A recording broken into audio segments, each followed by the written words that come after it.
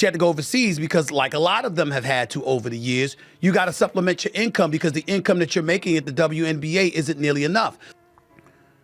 Angel Reese, in doing the things that she has done, let's face reality. She's going to be attached to Caitlin Clark to some degree.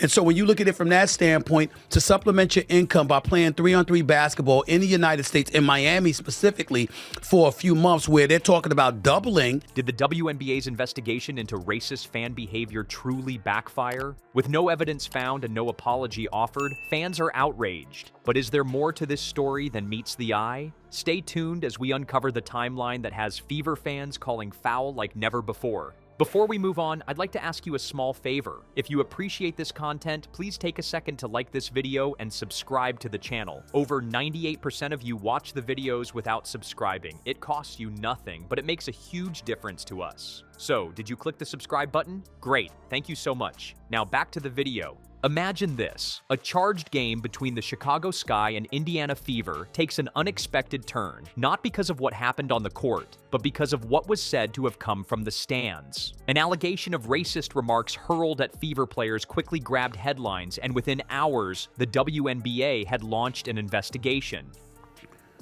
Angel Reese, in doing the things that she has done, let's face reality. She's going to be attached to Caitlin Clark to some degree.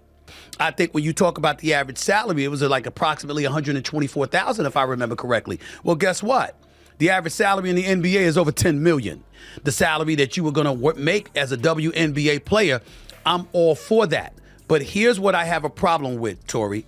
It seemed like the league wanted to act fast, maybe too fast. Was there even solid evidence to support such a claim? When the investigation began, fans were already questioning the timing. For context, this was a heated matchup, and emotions were running high after the Sky suffered a tough loss. Some folks couldn't help but wonder, was this accusation connected to the tension of that game? Doubt started spreading online almost immediately. Fever fans in particular wanted answers. What proof did they actually have? Became a common thread on social media. The league didn't help calm things down either. Fans noticed the investigation seemed to move forward without any concrete evidence, relying heavily on what they called hearsay. The skepticism didn't stop there. Fans felt the league's priorities were completely backward. But in terms of her popularity, it really soared after she took down Caitlin Clark. And then Caitlin Clark came back last year and got revenge by knocking LSU out in the Elite Eight, if I remember correctly. We all know what happened with Brittany Griner when she went to Russia. We all felt like it was politicized and she was railroaded. She had to go overseas because, like a lot of them have had to over the years, you got to supplement your income because the income that you're making at the WNBA isn't nearly enough. One Indiana Fever season ticket holder was quoted saying, "It's not about fairness anymore. It's about headlines."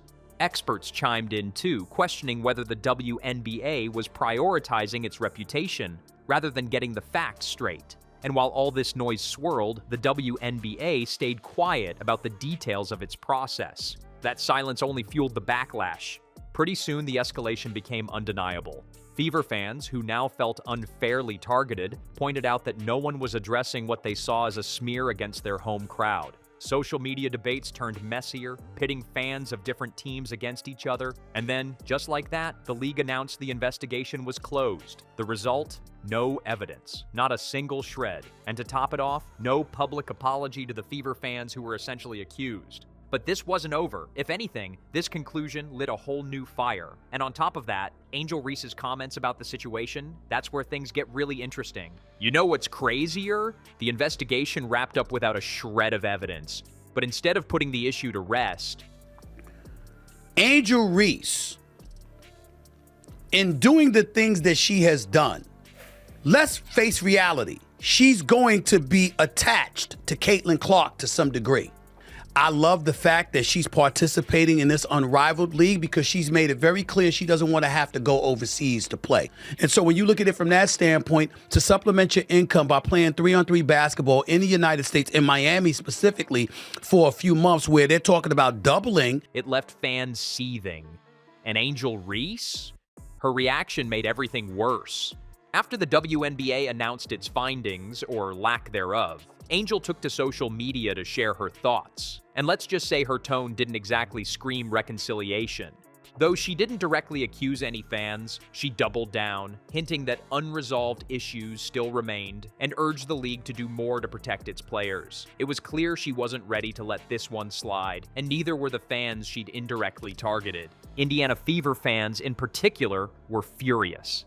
Many felt like they'd been branded as villains throughout this saga with zero proof to back it up.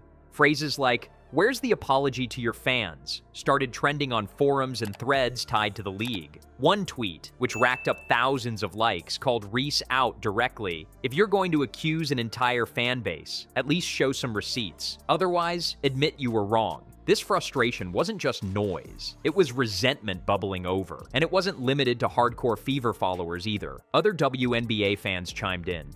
And so when you look at it from that standpoint, to supplement your income by playing 3-on-3 basketball in the United States, in Miami specifically, for a few months where they're talking about doubling, I love Angel Reese. I think that Angel Reese is great. I think she's fantastic for the WNBA.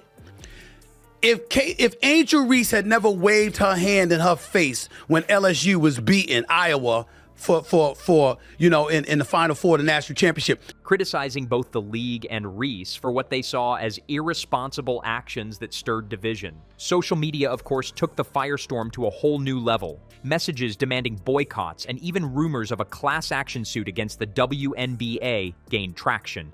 They didn't care about getting it right, just about keeping their image clean, a Reddit user posted, summing up the frustration. Meanwhile, experts weighed in, with one sports analyst pointing out the growing disconnect between the league's decisions and the loyalty of its fans. This incident made it clear people don't want their fandom questioned unfairly, especially when they're already investing so much into supporting a league still fighting for mainstream respect. Now, the WNBA finds itself in an even bigger mess. With trust eroding and calls for accountability getting louder. We all saw that. She suffered months of her life, okay? We don't wish that upon anybody. I love Angel Reese. I think that Angel Reese is great. I think she's fantastic for the WNBA. Questions about the league's future are boiling over. And with fans genuinely asking if players like Reese are damaging more than helping, some believe the stakes have never been higher. This whole controversy didn't just highlight flaws in the WNBA's process. It might have cracked its foundation with the fans who've supported it from the ground up. A rushed investigation, no evidence, and no apology. That's a recipe for broken trust, and it shows. Fans are questioning whether the league cares more about maintaining an image than staying true to the people who fill their seats. So, is the WNBA ready to fix this? Or will this be the misstep that costs them their future? Let us know in the comments. Did the league handle this fairly, or did they completely miss the mark?